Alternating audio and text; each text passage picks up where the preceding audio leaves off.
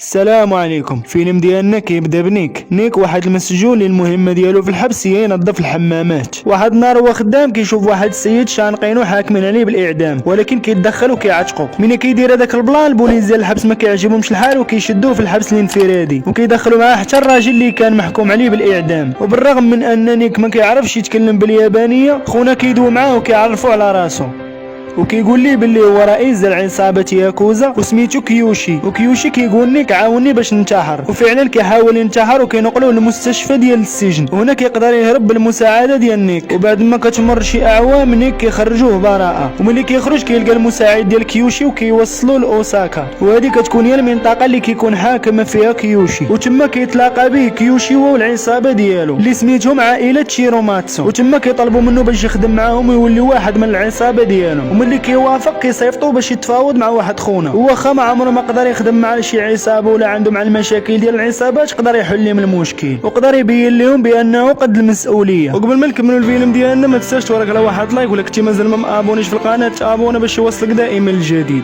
وكنرجعوا للعصابه اللي كيعجبهم العمل اللي دار نيك وكيحتفلوا به، وملي هما كانوا محتفلين كتدخل عليهم عائله سيزو، وهذه كتكون عصابه اخرى ديال الياكوزا، وكيكونوا جايين خصيصا عندهم باش يهدوهم ويسيطروا لهم على المنطقه ديالهم. وكينوض لهم اوروتشي وكيقول لهم سيروا بعدوا منا راه حنا ما نليقوش ليكم. واحد من العصابه كيبدا مطلع على نيك، ونيك ما كيسكتش ليه وكينوض وكيخبطوا بواحد القرع، ولكن كتدخل العصابه كامله وكتهني القضيه. والنهار الاخر نيك كيلبس حوايجو وكيمشي مع كيوشي باش يقضيو واحد الميسيون، وكيمشيو لواحد الملهى ليلي محشر وكيسولوا على مولاه. ملي كيلقاو كيسولوه كيقولوا ليه علاش ما خديتيش الاذن ديالنا قبل ما تفتح هذا المشروع، ولكن مول المحل ما كيعبروش وكيسبوا في وجهه، وكيزيد كيطلع النيفو وكيسب نيك حنت ميريكاني. ونيك كيشوف كيوشي وكيقول له هادشي اللي كنت كنقلب عليه، وكيمشي وكيفني داك خونا، وكيوشي كيكمل عليه. وفي الليل اوروتشي كيقول لك كيوشي شنو عاجبك في الدري هذا وشنو اللي مخليك كتثيق فيه حتى للدرجه، وكينصحو باش يتهنى منه في اقرب وقت. ولكن كيوشي كيكون مصر على انني كيبقى معاه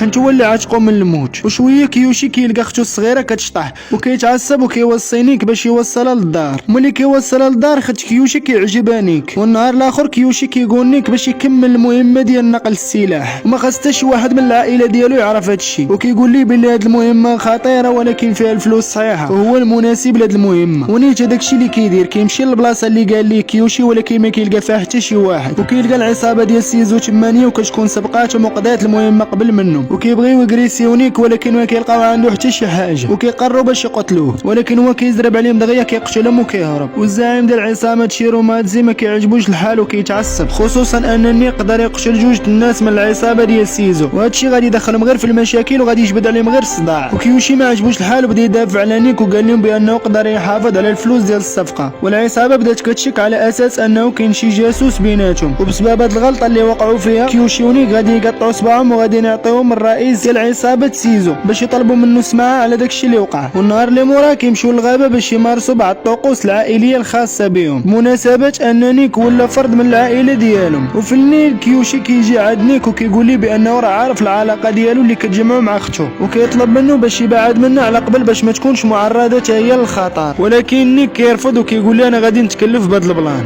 وكيمشي نيك للدار ديال خيت كيوشي باش يطلب منها تسكن معاه، ولكن كيلقاها مضروبه وكتقول لي بان اوروتشي ضربها وتكرفس عليها. هنا نيك كيتعصب وكيبغي يمشي باش ينتقم من اوروتشي، ولكن الصديقه ديالو كتمنعو في اخر لحظه وكتقول لي باللي راه حامل وهو غادي يولي اب، داكشي علاش خاصو يبقى بعيد على المشاكل. نيك ملي كيعرف هادشي كيتصدم ولكن ما كيسكتش، كيهز الطوموبيله ديالو وكيمشي لصاحبو كيوشي وكيقول لي بان اختو راه حامله منه، ولكن مني دار هاد الغلط ولا كيحس بالذنب وكيقرر باش يخليهم ويرجع لحياته الطبيعيه. وكيوشي كيقول لي ما عندك فين غادي تمشي، وكيعطيه السيف ديالو وكيقول لي وعدني بانك غادي تحافظ لي على اختي. والنهار اللي موراه العصابه كيمشيو باش يشريو حوايج جداد، وكيدخل الرئيس هو الاول باش يقيس. ونيك ملي كيشوف الرئيس تعطل تما بزاف كيمشي باش يشوف شنو واقع، وكيلقى شي ناس باغيين يقتلوه، ولكن كيتدخل وكيقدر يعتق الزعيم. وملي كيكونوا باغيين يركبوا في الطوموبيل كيلقاو العصابه كتهاجمهم بالقرطاس، ونيك كيقدر يعتق الزعيم ولكن كيوشي كتجي فيه القرطاسه وكيموت. وملي كيرجعوا كيقول لهم واحد خدام معاهم بان اوروتشي هو الخائن، ولكن رئيس العصابه ما كيتيقوش وكيقول لهم دابا المهم عندنا هي العصابه ديال سيزو. وخت كيوشي كتجي عند نيك وكتبدا تضرب فيه وكتبدا تبكي على داكشي اللي وقع لخوها. والعائله ديال شيروماتسي كتبدا الحرب وكتبدا تقتل في العائله ديال سيزو واحد بواحد، والخطه ديالهم وكتكون غادي حتى كتجيهم رساله من العائله ديال سيزو، هي ان القائد ديال عائله سيزو باغي يتلاقى مع القائد ديال عائله شيروماتسي. وهنا الزعيم كيوافق باش يتلاقى هو وياه.